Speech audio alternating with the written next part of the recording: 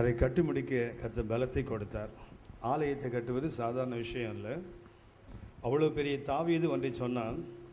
கர்த்தர் ஆலயம் கட்ட வேண்டும் என்று அவருக்கு சொல்லாத போதே கர்த்தருக்கு ஆலயம் கட்ட வேண்டும் என்று தீர்மானித்தார். கர்த்தர் அவரை கட்ட அனுமதிக்கவில்லை. ஆனால் அவர் சொன்னார், இந்த ஆலயத்தை கட்டுவதற்கு நான் ஏமாத்திரம். அவர் எவ்வளவு ஆலயத்துக்கு பொன்னை சேர்த்து வைத்தார் அப்படின்னா, ஆசரிப்பு கூடாரம் கட்டுவதற்கு 1 டன் பொன் தான் பயன்படுத்தப்பட்டது. ஆசரிப்பு கூடாரத்தை கட்டுவதற்கு 1 டன். ஆனால் கர்த்தருடைய ஆலயத்தை கட்டுவதற்கு தாவீது சேர்த்து வைத்தது 1,00,000 தாலந்து பொன். 1,00,000 தாலந்து என்பதற்கு ஏறக்குறைய 3,450 டன். அப்படின்னா ஆசரிப்பு கூடாரம் கட்டுவதற்கு 1 டன் சொன்னால், ஆலயம் கட்டுவதற்கு அதை விட 3,450 மடங்கு அதிகம். ஆலயம் கட்டுவதற்கு 4 டன் தான் வெள்ளி தேவைப்பட்டது ஆசரிப்பு கூடாரம் கட்டுவதற்கு. ஆனால் ஆலயத்தை கட்டுவதற்கு தாவீது சேர்த்து வைத்தது 34,500 டன் வெள்ளி. அதாவது கோல்டெல்லாம் கிராம் கணக்கில் இல்லை, கிலோ கணக்கில் கூட இல்லை, டன் கணக்கில். அவ்வளவு சேர்த்து வைத்து தாவீது சொல்லுகிறார், உமது ஆலயத்தை கட்டுவதற்கு நான் எம்மாத்திரம். அப்படின்னா தேவனுடைய ஆலயத்தை கட்டுவது மிக மிக அற்புதமான ஒரு காரியம். அதை அருமையான தேவதாசனுக்கு கர்த்தர் இதை கொடுத்திருக்கிறார், குடும்பத்துக்கு கொடுத்தார், விசேஷமாக அந்த சபையில் உள்ள ஒவ்வொரு அங்கத்தினர்களுக்கும் அதை கொடுத்திருக்கிறார். அதுக்காக நான் கர்த்தருக்கு நன்றி செலுத்துகிறேன். நான் ஜெய செய்திக்குள் கடந்து போகிறேன். இந்த நாளில் நான் உங்களோடு சபைக்கு ஆண்டவராகிய இயேசு கடைசி நாட்களில் சொல்லி சென்ற 3 கருத்துக்களை நான் இந்த சபைக்கு மாத்திரமல்ல, நீங்களும் நானும் தான் சபை. இது ஒரு கட்டடம் தான், ஆனால் நீங்களும் நானும் தான் சபை என்று வேறு சொல்லுகிறது. இந்த சபைக்கு இருக்க வேண்டிய 3 தன்மைகளை யோவான் 21ஆம் அதிகாரத்தில் 1 முதல் 22 வசனங்களிலிருந்து நான் 3 கருத்துக்கள் இந்த காலைவேளை நடுவில் வைத்து நான் கடந்து போகிறேன். 3 counsels of Jesus to the church. சபைக்கு தேவன் கொடுத்த 3 ஆலோசனைகள். நம்ம எல்லாருக்குமே தெரியும், யோவான் 20ஆம் அதிகாரம் கடைசி பகுதியை வாசித்து பார்த்தீங்கன்னா யோவான் நற்செய்தி அதோடு முடிந்து விட்டது. யோவான் 20ஆம் அதிகாரத்தோடு யோவான் நற்செய்தி முடிகிறது. ஆனால் 21ஆம் அதிகாரம் திரும்பவும் எழுதப்படுகிறது. இன்றைக்கு வரைக்கும் அந்த 21ஆம் அதிகாரத்தை பற்றி பிரச்சனை இருக்குது. நிறைய பேர் சொல்வது என்னவென்றால், பரிசுத்த யோவான் எழுதவில்லை, அவருடைய மரணத்துக்கு பின்பு அவருக்கு பின் இருந்தவர்கள் அந்த 21ஆம் அதிகாரத்தை எழுதியிருக்க வேண்டும். நிறைய கருத்துக்கள். ஆனால் ஒன்று, அந்த எழுத்திலோ கருத்திலோ எந்த மாற்றமும் இல்லை. ஆகவே பெரும்பாலான வேத பண்டிதர்கள் சொல்ல, இல்லை யோவான் தான் எழுதினார். அப்படியானால் யோவான் 20ஆம் அதிகாரத்தின் கடைசி வசனத்தை பார்த்தீங்கன்னா அந்த நற்செய்தி முடிகிறது அதோடு. ஆனால் 21ஆம் அதிகாரத்தில் மறுபடியும் எழுதுகிறார், 3ஆம் தடவை இயேசு மறுபடியும் தரிசனம் ஆனார் என்று ஒரு தரிசனத்தை குறித்து எழுதுகிறார். சபையே, இந்த கால வேளையில் நீங்கள் நானும் ஒரு கட்டடம் அல்ல, நீங்கள் நானும் தான் தேவனுடைய ஜீவனுள்ள ஆலயம். இந்த ஆலயத்துக்கு இயேசு சொல்லி போன கடைசி 3 ஆலோசனைகளை நான் அந்த யோவான் 21ஆம் அதிகாரத்தில் சொல்லுகிறேன். அநேகருடைய கருத்து என்னவென்றால், ஏன் இந்த 21ஆம் அதிகாரம் எழுதப்பட்டதுன்னா, பின்மாற்றத்தில் போகிறவர்களுக்கும் கர்த்தர் ஒரு நம்பிக்கையை ஊட்டுகிறார் என்பதற்காக பரிசுத்த பேதுரு அவரோடு சேர்ந்து மற்ற 7 பேர் மீன் பிடிக்க போனாலும் கர்த்தர் அவர்களை சந்தித்து அவர்களுக்கு ஒரு மகிமையான ஊழியத்தை கொடுத்தார். ஆகவே பின்மாற்றக்காரர்களுக்கு கொடுத்து கர்த்தர் அக்கறை உள்ளவர் என்று சொல்லுகின்ற ஒரு கருத்து உண்டு. ஆனால் அதில் கவனித்து பார்ப்பீங்கன்னு சொன்னால் 3 முக்கியமான ஆலோசனைகளை கர்த்தர் உங்களுக்கு எனக்கு சபையாகி நமக்கு கத்த விட்டு செல்கிறார். இன்றைக்கு ஒரு நல்ல ஆலயமாக இது தேவனுக்கு என்று அர்ப்பணிக்கப்பட்டிருக்கிறது. இங்கே இருக்கிற விசுவாசிகளுக்கு மாத்திரமல்ல, எனக்கும் நமக்கும் பரிசுத்த ஆவியார் இந்த காலையில் இந்த 3 ஆலோசனைகளை சொல்லியிருக்கிறார். நான் அந்த காலையிலிருந்து அதிக நேரமாக கர்த்தர் சமூகத்தில் காத்திருந்த போது கர்த்தர் சொன்ன 3 வார்த்தைகள் அதை உங்கள் நடுவில் வைத்து போகிறேன். ஒன்று, யோவான் 21ஆம் அதிகாரம் 1 முதல் 14 வசனங்களை வாசித்து பார்ப்பீங்கன்னா மீன் பிடிக்கின்ற அனுபவம்.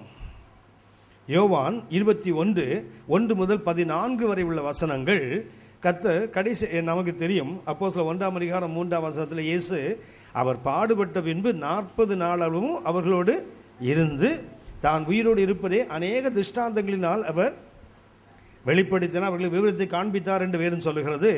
அவைகளில் இது ஒன்று. இதிலே இயேசு சொன்ன 3 கருத்துக்கள் இன்றைக்கு சபையாகி உங்களுக்கு எனக்கு மிக மிக தேவை. ஒன்றை சுட்டி காட்டுகிற முதல் 14 வசனங்களில் இவர்கள் மீன் பிடிக்க சென்று விடுகிறார்கள். மறுபடியும் மனிதனை பிடிக்கிறவர் ஆக்குவேன் என்று கர்த்தர் அளித்தார். அவர்கள் மீன் பிடிக்க சென்று விட்டார். மீன் பிடிக்க போனது, இரவெல்லாம் வலையை வீசினார்கள், ஒன்றும் கிடைக்கவில்லை. அதிகாலையில் இயேசு கடற்கரையில் நிற்கிறார். 200 முழ தூரம்தான். அந்த 200 முழ தூரத்தில் நின்று கொண்டிருக்கிறார். ஒருவேளை விடியற்காலை என்பதனால சீஷர்களுக்கு அவரை புரிந்து கொள்ள முடியவில்லை. இல்லை என்றால் உயிர்த்தெழுந்த இயேசு என்பதனால சில மாற்றங்கள் உடலில் இருந்தது. ஆக அவர்கள் அவரை அறிந்து கொள்ளவில்லை. இந்த நேரத்தில் இயேசு அவர்களை கேட்கிறார், பிள்ளைகளே, புசிப்பதற்கு ஏதாகிலும் உண்டுமா என்று அவர் இயேசு அவர்களை கேட்டாரே. அந்த புசிப்பதற்கு என்றால் நம்ம பாணியில சொன்னால் சாப்பிடுவதற்கு. அதில் பயன்படுத்தப்படுகின்ற கிரேக்க வார்த்தை சாப்பிடுவதற்கு அல்ல, சாப்பிடுவதோடு தொட்டுக்கொள்வதற்கு ஏதாவது இருக்கிறா, அதான் இருக்கு அர்த்தம். பிள்ளைகளே, புசிப்பதற்கு ஏதாகிலும் உண்டா என்று தமிழில் இருக்குது. ஆனால் அதற்கு கிரேக்க மொழியில் பார்த்தீங்கன்னா ப்ரோஸ்போஜியோன் என்ற ஒரு கிரேக்க வார்த்தையை பயன்படுத்துகிறாங்க. ப்ரோஸ்போஜியோன் என்ற அந்த வார்த்தைக்கு அர்த்தம் என்றால் something to eat with bread. அப்பம் அல்ல, அப்பத்தோடு தொட்டுக்கொள்வதற்கு. இயேசு அவர்களுக்கு உணர்த்துகிறார், தேவன் அழைத்த அழைப்பை விட்டுவிட்டு தேவன் அழைக்காத ஒரு நிலையில் போவோமானால் என்ன உண்டாகும் என்றால், அப்பத்துக்காக நீங்களும் நானும் போகவில்லை, ஜீவ அப்பமாகி இயேசுவுக்காக போகவில்லை, பக்கத்தில் தொட்டுக்கொள்வதற்காக. நம்ம பாணியில் சொன்னால் இட்லிக்கு தொட்டுறதுக்கு சட்னி சாம்பார் மாதிரி, இட்லிக்கு தொட்டுக்கொள்வதற்கு சட்னி சாம்பார் மாதிரி தேவன் இல்லாமல் போகிற ஒரு ஊழியம், தேவன் இல்லாமல் போகிற ஒரு சபை, தேவன் இல்லாமல் நடக்கின்ற ஒரு கர்த்தரை மகிமைப்படுத்துகின்ற காரியம் என்ன ஆகும் என்றால், அது அப்பத்துக்காக அல்ல, அப்பத்தோடு கூட தொட்டுக்கொள்வதற்கு சில தேவைகள் இன்றைக்கு அநேகருக்கு வருகிறது. அன்புக்குரியவர்களே, இரவெல்லாம் வலையை போட்டார்கள், அவர்களுக்கு கிடைக்கவில்லை. அதிகாலையில் இயேசு சொல்லுகிறார், உங்கள் வலைகளை எந்த பக்கம் போடுங்க? வலது பக்கம். கொஞ்சம் கவனித்துக் கொள்ளுங்கள். வெற்றிக்கும் தோல்விக்கும் இடைவெளி என்ன தெரியும் சொல்லுங்க பார்க்கலாம். இடது பக்கத்தில் போட்டால் மீன் இல்லை, வலது பக்கத்தில் போட்டால் மீன் கிடைக்குது. இந்த இடதுக்கும் வலதுக்கும் இடைப்பட்ட தூரம் எவ்வளவுன்னு சொல்லுங்க. கமான், கொஞ்சம் யோசிங்களேன். நாங்கள் யோசிக்கலாம் வரல, நாங்கள் கம்முன்னு உட்காந்து எதையாவது சொன்னீங்கன்னா கேட்டு போக வந்திருக்கிறோம், யோசிக்க வரலன்னு சொல்கிறீங்களா? கொஞ்சம் யோசித்து பாருங்க. இடதுக்கும் வலதுக்கும் இடையிலே ஒரு படகோட அகலம்தான். இடதுக்கும் வலதுக்கும் இடையே இருப்பது என்ன? ஒரு படகு, அதனுடைய அகலம் ஒரு 4 அடி இருக்குமா, இல்லை ஒரு 5 அடி இருக்குமா? அப்படியானால் வெற்றிக்கும் தோல்விக்கும் ரொம்ப தூரம் அல்ல, அது படகின் இடைவெளி அல்ல, கர்த்தருடைய வார்த்தைக்கு கீழ்ப்படிவது. ஆமென், ஆமென். தேவனுடைய பிள்ளையே, வெற்றிக்கும் தோல்வியும் தீர்மானிப்பது ஒரு படகினுடைய வித், அந்த அகலம் அல்ல, தேவனுடைய வார்த்தை. அவர் சொன்னார், வலது பக்கத்தில் போடு என்றார். ஒரு தேவ மனுஷன் இப்படி சொல்லுவார் அடிக்கடி, cast the net on the right side. அப்படின்னா இது வரைக்கும் ராங் சைடில் போட்டுருந்தார். இடது பக்கத்தில் அல்ல, எதில் போட்டாவ? தப்பான பக்கத்தில் போட்டாரு. Jesus came and told him to cast the net on the right side. எந்த பக்கத்தில் போடு? வலது பக்கத்தில் போடு. இடதுக்கும் வலதுக்கும் ரொம்ப தூரம் அல்ல, ஒரு சின்ன இடைவெளி தான். ஒரு 3 அடி இருக்கலாம், 4 அடி இருக்கலாம். நான் எப்போதுமே நினைப்பேன், நான் மீட்கப்பட்ட நாட்களில் வேதத்தை முதல்ல வாசிக்க ஆரம்பித்த போது ஒரு வசனத்தை படித்த போது ரொம்ப நாள் நடுங்கிக்கிட்டே இருந்தேன். ஏனென்றால் கதவை தட்டுகிறார்கள். மத்திய 25ஆம் அதிகாரத்தை வாசித்து பார்த்தீங்கன்னா கதவை தட்டுகிறார்கள். கதவுக்கு பின்னாடி யார் இருக்கிறார்? வீட்டினுடைய எஜமான். இல்லை என்றால் மணவாளன் இருக்கிறார். கைவிடப்பட்டவர்களுக்கும் மணவாளனுக்கு எவ்வளவு தூரம் தெரியுங்களா? ஒரு கதவோட விட்டு தான். ஒரு கதவு எவ்வளவு அகலம் இருக்குமோ அவ்வளவு அகலம்தான் கைவிடப்பட்டவர்களுக்கும் எடுத்துக்கொள்ளப்பட்டவர்களுக்கு இடைவெளி. இதை படித்த போது அந்த மத்திய 25ஆம் அதிகாரத்தில் வாசிக்கிறோம், கதவும் அடைக்கப்பட்டது. The door shut என்று ஆங்கிலத்தில் வாசிக்கிறோம். அதை படித்த போது நினைச்சு பார்த்தேன், இந்த கதவு திக்னஸ்ல நாம் ஒருவேளை விட்டு விடுவோமானால், தேவன் நமக்கு கொடுத்த பாக்கியத்தை நாம் இழந்து விடுவோமானால் ரொம்ப தூரம் அல்ல. வெற்றிக்கும் தோல்விக்கும், எடுத்துக்கொள்ளப்படுதலுக்கும் கைவிடப்படுதலுக்கும் ரொம்ப தூரம் அல்ல, ரொம்ப கிட்ட தான் இருக்குது. அன்புக்குரியவர்களே, இயேசு சொன்னார், காஸ்ட் யுவர் நெட். ஒன்றை நான் உங்களுக்கு இந்த பகல் வலியுறுத்தி சொல்ல விரும்புகிறேன். இந்த கருத்தின் மூலமாக கர்த்தர் சபைக்கு சொல்ற காரியம் என்னவென்றால், இயேசு அவர்களை முதலாக அழைத்தது. லூக்கா 5ஆம் அதிகாரத்தில் வாசிப்போம். மீன்களை பிடிக்கிறவர்கள் ஆக்குவேன் என்று அழைத்தார். அழைத்தவர்கள் எதில் உறுதியாக நின்றிருக்க வேண்டும்? அந்த முதலாவது அழைப்பில் உறுதியாக நின்றிருக்க வேண்டும். சபை இன்றைக்கு எங்கே நிற்க வேண்டும்? முதலாவது அழைப்பில். ஒன்றை கவனித்துக் கொள்ளுங்கள், கர்த்தர் அநேகரை திரும்ப திரும்ப கூப்பிடுவதில்லை. முதல் அழைப்புக்கு கீழ்ப்படியாத அநேகரை விட்டு விட்டார்கள். ஆங்கிலத்தில் சொல்வார்கள், சந்தர்ப்பம் 2 முறை கதவை தட்டாது. ஆப்பர்ச்சுனிட்டி ஒன் நாக் ட்வைஸ் என்று ஆங்கிலத்தில் சொல்லுகிறார்கள். சந்தர்ப்பம் 2 முறை எல்லார் வாழ்க்கையிலும் தட்டுவதில்லை. ஒரு சிலருக்கு அந்த வாய்ப்பு கிடைக்கலாம், அநேகருக்கு அது கிடைக்காமல் போய்விட்டது. 2வது முறை தட்ட வேண்டும் என்று எதிர்பார்க்க கூடாது. இந்த பேதுரு, அவருடைய சகோதரர் அந்திரேயா, யாக்கோபு, யோவான் இவர்களை இயேசு முதலாக அழைத்தார். அழைக்கும் போதே ஒன்று சொன்னார், நான் உங்களை மனிதர்களை பிடிக்கிறவன் ஆக்குவேன். ஆனால் இவர்கள் வந்தார்கள், இயேசுவோடு இருந்தார்கள். இயேசு மரித்தார், மரித்தவர் உயிர்த்தார். உயிர்த்த பின்பும் அவர்களுக்கு 2 முறை தரிசனம் ஆகியிருக்கிறார். சகோதரி மேரி மேக்தலேனுக்கு தரிசனமானது சேர்க்காமலே 2 முறை தரிசனமாயிருக்கிறார். 3வது முறை எப்போது தரிசனமாகிறார் என்றால், முதலாம் அழைப்பை மறந்தவர்களாக 2வது அழைப்புக்கு காத்திருக்கிற ஒரு கூட்டமாக மாறிவிட்டார்கள். ஒன்றை நான் சுட்டி காட்டுகிறேன். சபைக்கு கருத்து சொல்லுகிற வார்த்தை முதலாவது, you must be fishers of men. மனிதர்களை பிடிக்கிறவர்களாக மாற வேண்டும். அதற்கு தேவை என்ன தெரியுங்களா? ஒரு பெரிய வேத அறிவு அல்ல, ஒரு பெரிய பக்தி முயற்சி அல்ல. என்ன தெரிந்தால் போதும்? கர்த்தருக்கு கீழ்ப்படிய மாத்திரம் தெரிந்தால் போதும்.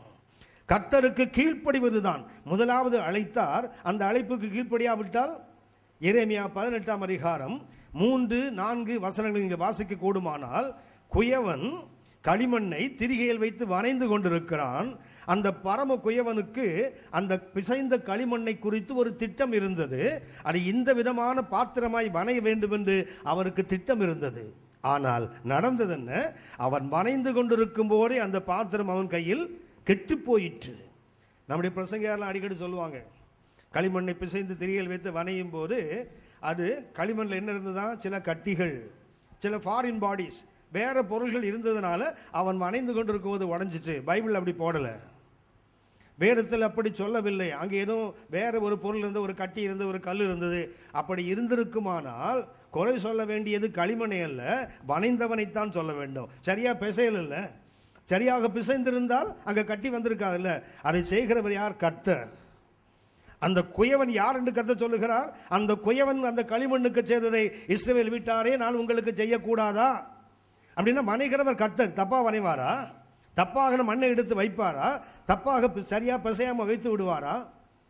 அடிக்கடி நிறைய பேருக்கு சந்தேகம் வரும். விதைக்கிறவனும் புறப்பட்டான், சில விதை வழி அருகே விழுந்தது, சில விதை கற்பாறையில், சில விதை முட்கள் நடுவே, சில விதை நல்ல நிலத்திலே. சில சில சில சில 25-25-25-20%. கால் பங்கு கால் பங்கு கால் பங்கு கால் பங்கு, 3/4 பங்கு எங்க போச்சுது? வீணா போச்சுல. அப்ப எதை சுட்டி காட்டுகிறது? விதைக்கிறவன் லாய்க்கல்லன்னு சுட்டி காட்டுது. விதைப்பதில் 100 விதை இருந்தால் 75 விதையை விதைப்பதில் வீணடித்தால் அவர் விதைக்கு லாய்க்கா? ஆனா வேதம் சொல்லுகிறது விதைப்பவர் மனுஷகுமாரன். அப்படியானால் அது நிச்சயமா தேவனுடைய தவறாக இருக்க முடியாது, வேற ஏதோ ஒரு காரணம். அதை போலத்தான் எரேமியா 18ஆம் அதிகாரத்தில் வாசிக்கிறோமே, வனைந்து கொண்டிருக்கிறான். குயவன் கையில் அது கெட்டு போன போது அவன் என்ன செய்தான் என்றால், களிமண்ணை தூக்கி போடல, இல்ல உள்ள இருந்து தேவையற்றதை வெளியே எடுத்து போட்டார்னு போடல. அவர் என்ன செய்கிறார்? தனது பார்வைக்கு திருத்தமாய் கண்டபடி வேறே பாண்டமாய் வனைகிறார். அதாவது அந்த மண்ணை குறித்து அந்த பரம குயவனுக்கு ஒரு திட்டம் இருந்தது. அந்த திட்டத்துக்கு அது ஒத்துழைக்காத போது அந்த பரமுகைவன் என்ன செய்கிறான்? இந்த மண்ணு இந்த பாத்திரத்துக்கு லாயக்கு இல்லை, ஆகவே இதனுடைய டிசைனை மாத்திருவோம், அதனுடைய வடிவத்தை மாற்றுகிறார். நல்ல கவனித்துக் கொள்ளுங்கள். முதலாவது அழைப்புக்கு நீங்களும் நானும் கீழ்ப்படியாவிட்டால் கர்த்தருடைய கிருபை என்ன செய்யாது? தூக்கி எறிந்து விடாது. ஆனா என்ன செய்யும்னா, உங்களை கொண்டு என்னை கொண்டு செய்ய நினைத்ததை கர்த்தர் மாற்றிக்கொள்வார். God is not a respecter of persons. மனிதனை குறித்து அக்கறை உள்ள ஆண்டவர் அல்ல. அவருடைய சித்தம், அவருடைய திட்டம் அவருக்கு முக்கியம். நான் பயன்பட்டால் எனக்கு சந்தோஷம், எனக்கு லாபம். நான் பயன்படாமல் போனால் கர்த்தர் என்னை தூக்கி போட்டு விட்டு என்னை காட்டில் மேன்மையான ஒருவரை கொண்டு வந்து என்னை கொண்டு செய்ய நினைத்த திட்டத்தை கர்த்தர் செய்வார். கர்த்தர் ஒருபோதும் தன்னுடைய திட்டத்தை மாற்றிக் கொள்கிறவர் அல்ல. இஸ்ரவேல் மக்களுக்கு கர்த்தர் சொன்னார், நீங்கள் தான் என்னுடைய ராஜரீகமான ஆசாரிய கூட்டம் என்று சொன்னார். அவர்கள் அதை ஏற்றுக்கொள்ளாத போது கர்த்தர் சபையை எழுப்பினார், உங்களை என்னையும் ராஜரீகமான ஆசாரிய கூட்டமாய் மாற்றினார். தேவன் திட்டத்தை மாற்றுவதில்லை, ஆட்களை மாற்றி விடுவார். களிமண்ணுக்கு கர்த்தர் ஒரு திட்டத்தை வைத்திருந்தார். அந்த திட்டத்துக்கு தேவனுக்கு இசைந்து கொடுக்காத போது கர்த்தர் அந்த திட்டத்தை மாற்றிக்கொள்ளுங்க. அப்படின்னா ஒரு இன்ஃபீரியர் வெசல், ஒரு தாழ்ந்த ஒரு பாத்திரமாக அது மாற்றப்படுகிறது. யோனாவை கர்த்தர் அழைத்தார். யோனா 1ஆம் அதிகாரம் 2ஆம் வசனம் சொல்லுகிறது, யோனாவே நீ போய் நினிவே நகரத்துக்கு விரோதமாக பிரசங்கி என்று சொன்னார் கர்த்தர். ஆனால் தீர்க்கதரிசியாக யோனா அவர் தேவன் சொன்ன திசையில் போகாமல் கீழ்ப்படியாமையினால வேறு பக்கத்துக்கு போகிறார். கர்த்தர் அவரை மறுபடியும் அந்த இடத்துக்கு கொண்டு வருகிறார். கொண்டு வந்த பிறகு கர்த்தர் சொல்லுவார், யோனா 3ஆம் அதிகாரம் 2ஆம் வசனத்தில், முதல்ல சொன்னார் நீ போய் பிரசங்கம் பண்ணு என்று சொன்னார். இப்போது சொல்வார், நான் உனக்கு சொல்லுவதை நீ போய் பிரசங்கி. The liberty of preaching is limited. கர்த்தர் அவருக்கு கொடுத்த பேசுகின்ற சுதந்திரம். முதல்ல கீழ்ப்படிந்திருந்தால் அவர் யோனா என்ன சொல்லி இருந்தாலும் அது கர்த்தருடைய வார்த்தையாக எண்ணப்பட்டிருக்கும். கர்த்தர் அப்படியே ஆமென் என்று சொல்லி இருப்பார். ஆனால் அந்த கீழ்ப்படியாமல் என்ன பண்ணி தெரியுங்களா? ஒன்றாவது கீழ்ப்படியவில்லை. கர்த்தர் இரண்டாவது கீழ்ப்படிய வைத்து விட்டார். ஆனால் என்ன சொல்றார் தெரியுங்களா? அவனுடைய பிரசங்கிக்கின்ற அந்த உரிமையை கர்த்தர் குறைக்கிறார். நீ இனிமேல் எது நீ சொன்னால் என் வார்த்தை ஆகாது, நான் உனக்கு என்ன சொல்லுகிறேனோ அதை பிரசங்கி. அன்புக்குரியவர்களே, நீங்கள் நானும் மிக முக்கியமாக அறிந்து கொள்ள வேண்டிய ஒன்று, ஆபிரகாமை கர்த்தர் அழைத்தார். அப்போஸ்தலர் 7ஆம் அதிகாரம் 3-4 வசனங்களை பார்த்தீங்கன்னா, ஆபிரகாமை அழைத்து கர்த்தர் சொன்னார், நீ போ, நான் உனக்கு காண்பிக்கும் தேசத்துக்கு வா என்று கர்த்தர் அழைத்தார். ஆனால் ஆதியாகமம் 11ஆம் அதிகாரம் 31ஆம் வசனத்தை பார்த்தீங்கன்னா, ஆபிரகாம் புறப்பட்டு வந்ததாக எழுதப்படவில்லை.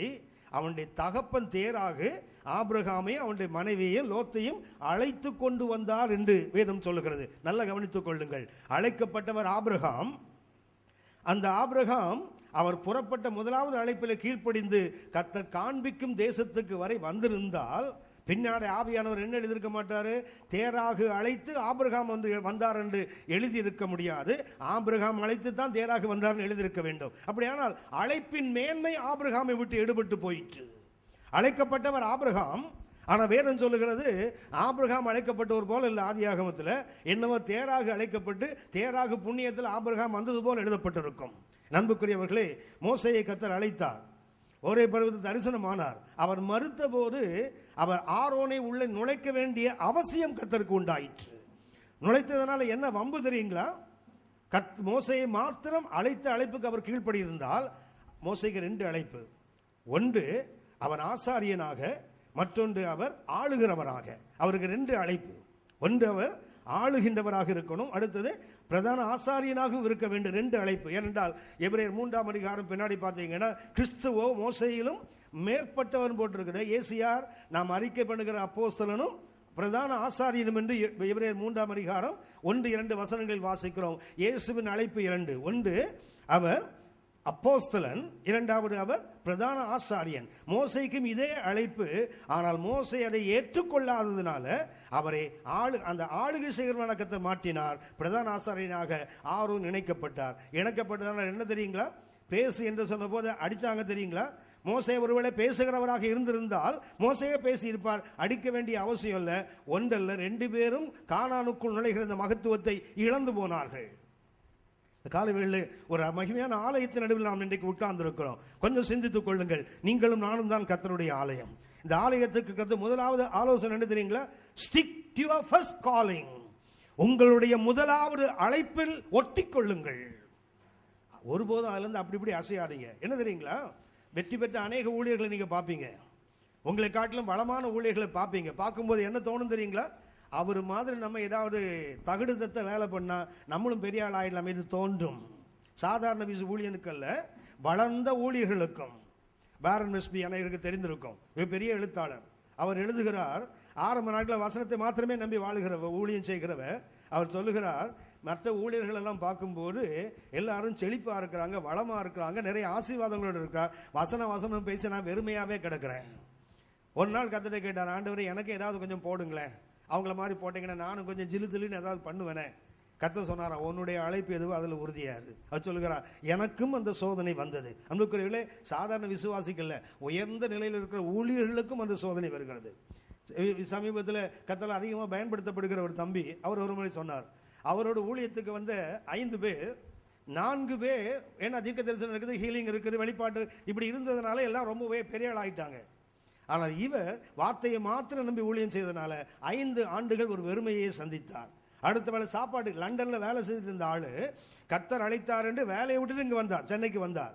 ஆனால் ஊழியம் செய்யும் போது வசனத்தை மாத்திரம் நான் பற்றி கொள்வேன், வசனத்தை தான் பிரசங்கம் பண்ணுவேன், வந்த கதை போன கதை பேச மாட்டேன்னு சொன்னதுனால 5 ஆண்டுகள் அடுத்த வேலை சாப்பாட்டுக்கு அவர் கஷ்டப்பட வேண்டிய அவசியம் வந்தது. ஒரு நெருக்கத்தில் அவர் வந்தார், ஆண்டவரே 4 பேரும் நல்லா வந்துட்டாங்க, நான் ஒருத்தன் இப்படி இருக்கிறேனே, எனக்கு ஏதாவது ஒன்று எக்ஸ்ட்ராவாக ஒன்று கொடுங்களேன். அதாவது என்ன தெரியுங்களா, வசனத்தை என்னதான் பிரசங்கம் பண்ணாலும் ஜனங்களுக்கு புரியாது. எல்லாரும் ஜெபம் பண்ணுவோம்னு சொல்லிட்டு கண்ணை மூடி எஸ்தர் அப்படின்னா போறேன், எல்லாம் பொத்துன்னு விழுந்துருது. அவ்வளவுதான். ஒரே ஒரு பேர் சொன்னா போறோம், மொத்தம் அடிபட்டு போயிடுது. எத்தனை வசனத்தை 7 மணி நேரம் உளுந்து அக்கு வேற ஆணி வேற வசனத்தை பிரித்து சொன்னாலும் ஒரு பேர் சொல்லிட்டா போறோம், எல்லாம் மங்கி போகிறது. அன்புக்குரியவர்களே, எந்த ஒரு அந்த சைட் ட்ராக்கை பார்த்து ஒரு நாளும் பயந்துடாதீங்க, ஒரு நாளும் சோர்ந்து விடாதீங்க. உங்க முதலாவது அழைப்பு எதுவோ அதில் நிலைத்து நின்றுங்கள். கர்த்தர் கிருபையை தருவார். ஆமென், ஆமென். ஒன்று கவனிங்க, மனிதன் படைக்கப்பட்டது இந்த உலக வாழ்க்கைக்காக அல்ல, நித்தியத்துக்காக. நீங்களும் நானும் உலகத்துக்காக தேவனால் படைக்கப்படவில்லை, நித்தியத்துக்கென்று படைக்கப்பட்டவர்களாகினால முதலாவது அழைப்பு மிக மேன்மையானது. அந்த அழைப்புக்கு ஈடு இணை வேற எதுவுமே இல்லை. கர்த்தர் சொல்வாருங்களா, அந்த ஆதி அன்பை நான் நினைத்திருக்கிறேன். எரேமியா 2:5 சொல்வாரு, உன் இளவயதின் பக்தியை நான் நினைத்திருக்கிறேன். கர்த்தர் எதை நினைக்கிறார்? அந்த முதலாக எகிப்தை விட்டு வந்தபோது அந்த இஸ்ரவேல் ஜனங்கள் எப்படி ஆடிப்பாடி மகிமையாக வந்தார்களோ அதை கர்த்தர் நினைத்திருக்கு. நீங்கள் நானும் மறந்துடுவோம் ஒருவேளை, கர்த்தர் அதை மறக்க மாட்டார். ஒன்று நான் உங்களுக்கு சொல்லி கடந்து போகிறேன். இந்த கீழ்ப்படிதலுக்கு அப்போ முதலாவது தேவை என்ன? அந்த முதலாவது அழைப்பில் நீங்கள் நான் உறுதியாக இருக்க வேண்டுமானால் கீழ்ப்படிதல். மறுபடியும் சொல்லுகிறேன், வெற்றியையும் தோல்வியையும் தீர்மானிப்பது ஒரு படகினுடைய அகலம்தான், நீளங்கூட இல்லை, அகலம். அவ்வளவு கிட்ட இருக்குது. தேவை என்ன தெரியுங்களா? கீழ்ப்படிதல் மாத்திரமே. Cast your net on the right side. சரியான பக்கத்தில் போடுங்க. கண்டிப்பாக சொல்லுகிறேன், நீங்கள் தோற்று போவதில்லை. நீங்கள் நான் சபையாகி நீங்கள் நான் ஒருபோதும் தோல்விக்கே இல்லை. ஏன்னா சபை என்பது தோல்வியை தவிர்ப்பதற்கு யுத்தம் செய்கிறவர்கள் அல்ல, இன்னும் ஒரு வெற்றியை உறுதிப்படுத்துவதற்கு நீங்கள் நானும் யுத்தம் செய்கிறவர்கள். இரண்டாவது கருத்தை நான் உங்களுக்கு சுட்டி காட்டுகிறேன். 15ஆம் வசனம் முதல் 18ஆம் வசனம் வரை. அதே யோவான் 21 முதல் 14 வசனங்களை நாம் கற்றுக்கொள்ள வேண்டிய ஒரு பாடம், வெற்றியையும் தோல்வியையும் தீர்மானிப்பது நாம் வீசுகின்ற வலையில் அல்ல, தேவனுடைய வார்த்தைக்கு கீழ்ப்படிவதில் இருக்குது. ஆகவே முதலாவது அழைப்பு மிக முக்கியமானது. கர்த்தர் அழைத்த அழைப்பை விட்டு இன்னைக்கு அநேகர் போயிட்டாங்க. நல்ல கவனித்துக் கொள்ளுங்கள். சோதோமை விட்டு லோத்தும் அவன் மனைவியும் புறப்பட்டு வந்தார்கள். ஆனால் சோவாருக்குள்ள போகல. புறப்படுகிறவர்கள் எல்லாரும் போய் சேர்வதில்லை. ரூத்து நகோமியோடு புறப்பட்ட போது ஓர்பாலும் புறப்பட்டு வந்தாள். ஆனால் ஓர்பால் போய் சேரல. அவர்கள் புறப்பட்ட மோவாபுக்கும் அவர்கள் போய் சேர வேண்டிய பெத்லஹேமுக்கும் வெறும் 30 மைல் தான். அதாவது 1.5 நாள் நடந்தா போயிடலாம். நமக்கு இந்த எஸ்தர் இந்த ரூத்தை படிக்கும்போது எப்படி தோணும் தெரியுங்களா? ரொம்ப நாள் நடந்த மாதிரி தோணும். ரொம்ப நாள் நடக்கல. ஒரு நாள் காலையில் 6 மணிக்கு புறப்பட்டா சாயங்காலம் 6 மணிக்கு ஜேர்னி முடிஞ்சு போயிடும். அடுத்த நாள் காலையில் ஆரம்பித்தா மத்தியானம் 12 மணிக்கு பெத்லஹேமுக்கு வந்து ஜம்முன்னு சேர்ந்துடலாம். வெறும் 1.5 நாட்கள், வெறும் 30 மைல் தான் பெத்லஹேமுக்கும் மோவாபுக்கும். இந்த தூரத்தில் ஒரு அம்மா பின்னாடி போயிட்டு பாருங்க. நல்ல கவனித்துக் கொள்ளுங்கள். யூதர்களுடைய பாரம்பரியம் வேதம் சொல்லவில்லை, ஒரு யூதனுடைய பாரம்பரியம் இப்படி சொல்லுகிறது. ஏலா பள்ளத்தாக்கில் ஒரு நாள் தாவீது ஒரு பக்கத்தில் நிற்கிறார், கோலியாத்து மறுபக்கத்தில் நிற்கிறான். யூதனுடைய பாரம்பரியம் அதை குறித்து என்ன சொல்லுது தெரியுங்களா? தாவீது யார்? ரூத்தினுடைய கொள்ளு பேரன். கோலியாத்து யாரு? ஓர்பாலுடைய கொள்ளு பேரன் என்று யூதனுடைய பாரம்பரியம் சொல்லுகிறது.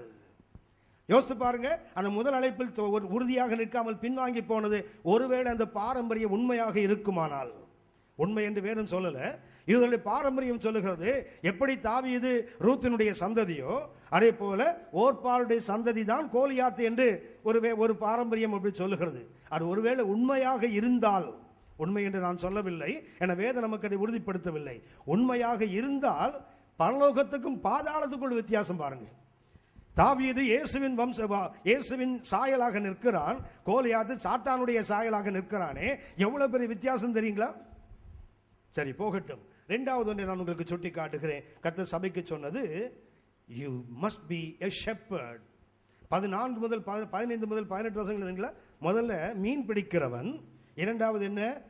மேய்ப்பன். மீன் பிடிக்கிறவனுக்கு என்ன தேவைப்பட்டது? கீழ்ப்படிதல். இந்த ஆட்டை மேய்க்கிறானே, இவனுக்கு கொடுக்கப்பட்டிருந்தீங்களா? அன்பு. அந்த 4 வசனம் 15, 16, 17, 18 அந்த 3 வசனங்களுக்கு பார்க்க கூடுமானால் வழக்கமாக சொல்லுவாங்க, 3 முறை இயேசு வந்து பேதுருவை கேட்பார், நீ இவர்கள் எல்லாரிலும் என் மேல் அன்பாக இருக்கிறாயா? அடுத்தது நீ அன்பாக இருக்கிறாயா? அப்புறம் நீ என்னை நேசிக்கிறாயா? கேட்டது எதுக்கு? பெரும்பாலானுடைய வாதம் என்னவென்றால், 3 முறை இயேசு பேதுரு இயேசுவை மறுதலித்தார். ஆகவே 3 முறை கர்த்தர் என்ன பண்ணார்? அவரை இம்போஷன் எழுத வச்சாரு அப்படி சொல்லக்கூடிய ஒரு கூட்டம் இருக்குது. இது ஒரு கூட்டம். இன்னொரு கூட்டம் என்ன சொல்லுவாங்க தெரியுங்களா? அது அல்ல. 3 முறை அவர் மறுதலித்தாலும் 3 மடங்கு இயேசு மேல என்ன செய்யறாரு? அன்பு கூறுகிறார்ங்கிறத காட்டுறதுக்கு சொல்லப்பட்டது. ஆனால் அதில் உள்ள ஒரு வார்த்தையை நான் உங்களுக்கு சுட்டி காட்டுகிறேன். அந்த 15ஆம் வசனம் கொஞ்சம் வாசிங்க யாராவது.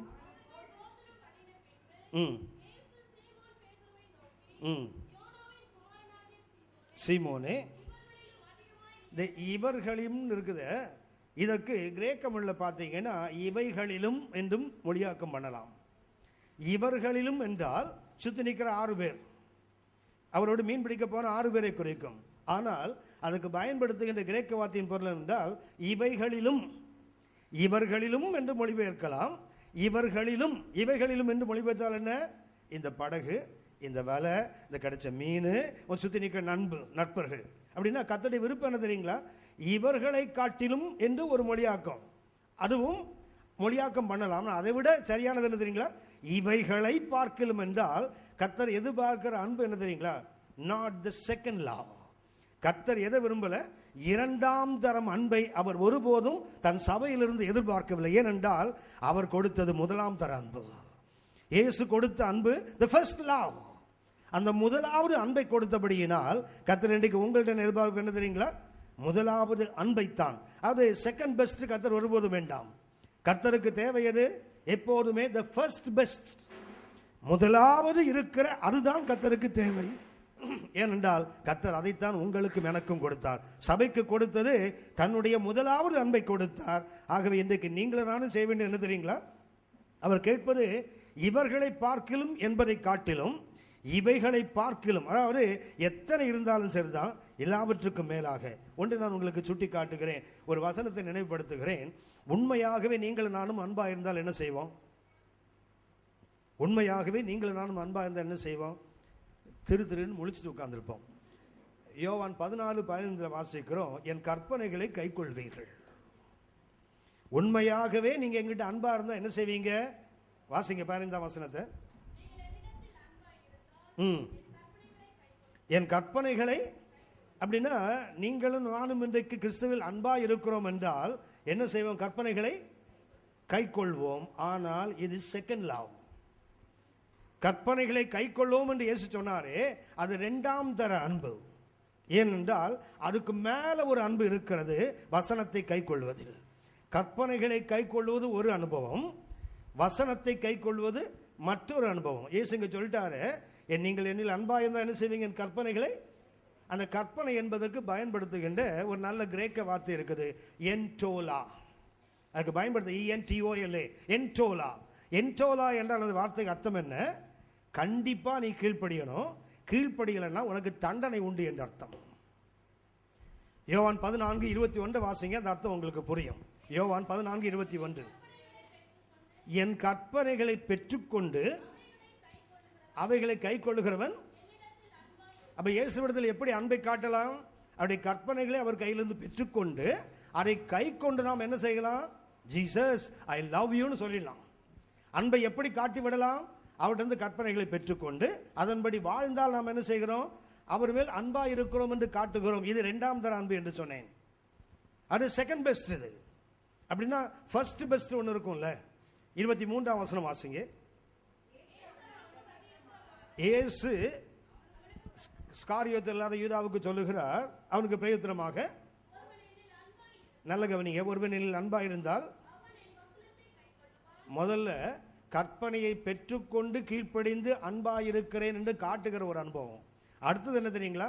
அன்பாயிருப்பதினால் கற்பனையை அல்ல வசனத்தை கை கொள்ளுகிற அனுபவம். 2 அனுபவம்.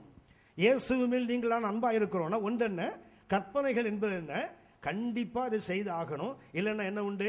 தண்டனை உண்டு, பாடுகள் உண்டு, உபத்திரவங்கள் உண்டு. நீங்கள் நான் இன்னைக்கு வசனத்துக்கு ஏன் கீழ்ப்படுகிறோம்? கீழ்ப்படினா தண்டனை, கீழ்ப்படியாவிட்டால் உபத்திரவம். தூக்கி ஒரு நாள் காதை பிடிச்சி நரகத்தில் போட்டுருவார். ஆகவே தானே கீழ்ப்படுகிறோம். இது முதல் தர அன்பு அல்ல. ஏன்? நம்ம ஊர்ல சொல்ற மாதிரி பயத்தினால் வருகின்ற பக்தி. இது என்ன பக்தி? ஐயோ சாமி கண்ணை குத்துறோம், கையை எடுத்துரும், காலை எடுத்துரும், நஷ்டத்தை உண்டாக்கிட்டு இழப்பு வந்துடும், வியாதி வந்துடும், ஆக்சிடென்ட் வந்துடும், இதுக்கு பயந்து அது ஒரு அன்பு. இயேசு சொல்கிறார், என்னிடத்திலிருந்து கற்பனைகளை பெற்றுக்கொண்டு அவைகளை கை கொண்டால் அவன் எங்கிட்ட என்னவா இருக்கிறான்? அன்பு. அது இரண்டாம் தர அன்பு, பயத்தினால் வருகின்ற அன்பு. சொல்ல போனா தேவையின் அடிப்படையில், இல்லைன்னா வராது. ஆனால் 23ஆம் வசனம் சொல்லுகிறாரே, ஒருவன் என்னில் அன்பா இருந்தால், முதல்ல கீழ்ப்படிந்து அன்பை காட்டுகிறான். இப்போது அன்பு இருப்பதனால் கீழ்ப்படுகிறான். என்ன செய்கிறான்? அங்கே கட்டளை கற்பனை என்று போடவில்லை, என்ன போட்டிருக்குது? வசனம். வசனம் என்பதற்கு பயன்படுத்துகின்ற கிரேக்க வார்த்தை லோகோஸ்.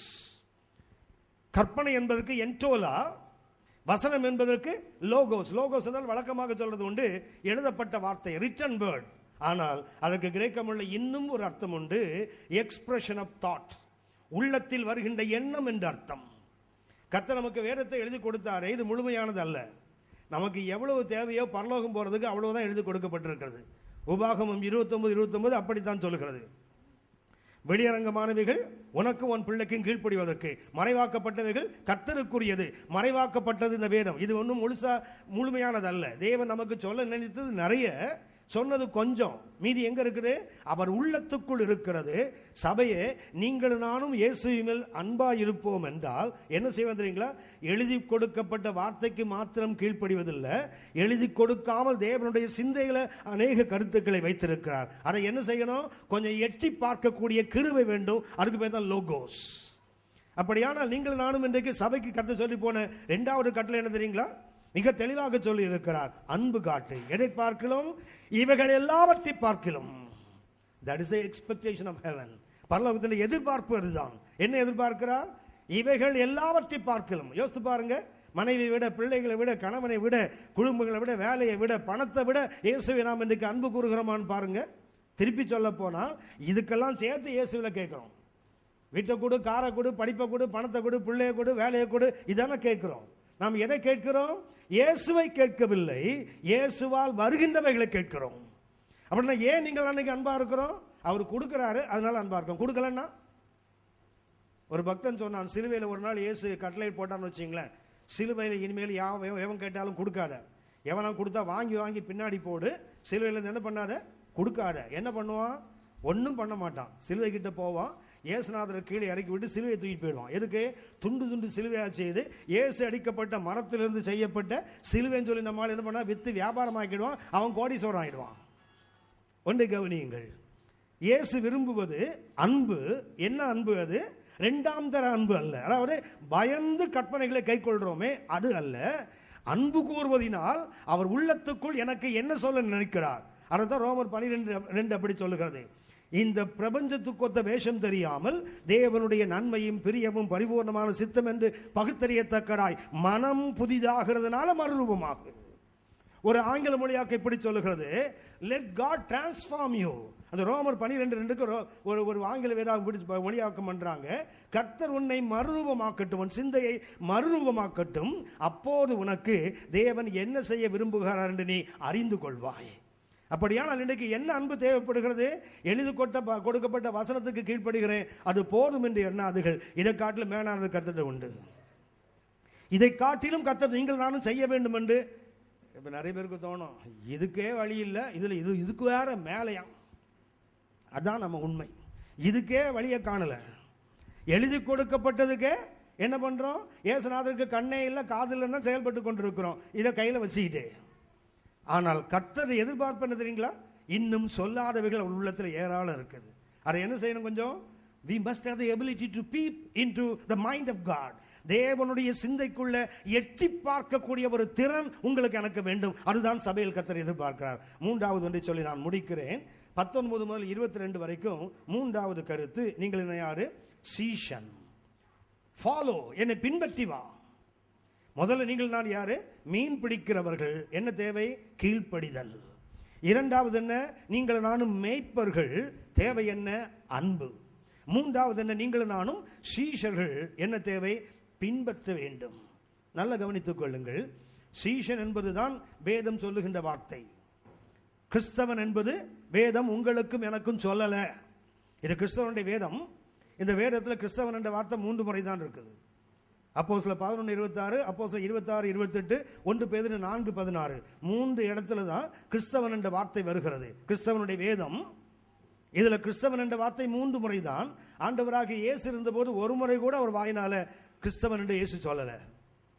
அப்போதுல 12:26 சீரியாவில் உள்ள அந்த அந்நியர்கள் சொன்னாங்க கிறிஸ்தவன் என்று. அப்போஸ்தலர் 26:28 அந்த ஏரோது வம்சத்தை சார்ந்த 2ஆம் அகிரிப்பா சொன்னான், பவுலை நான் கிறிஸ்தவனாவதற்கு கொஞ்சம் குறைய சம்மதிக்க பண்ணுகிறாய். 1 பேதுரு 4 பரிசுத்த பேதுரு சொல்லுவார், ஒருவன் கிறிஸ்தவனாய் இருப்பது நிமித்தம் பாடுபட்டார். அதாவது ரோமர்கள் சொல்லுகிறார்கள் கிறிஸ்தவன் என்று. கிறிஸ்தவன் என்ற பெயர் சபை வைத்துக் கொண்ட பெயரோ இல்ல பரலோகம் கொடுத்த பெயரோ அல்ல, புறவினத்து மக்கள் உங்களுக்கும் எனக்கும் கொடுத்த பெயர். அப்படின்னா பரலோகம் உங்களுக்கும் கொடுத்த பெயர் என்ன பேர் தெரியுங்களா? சீஷன். மத்தேயு 28ஆம் அதிகாரம் 19-20 பாருங்க.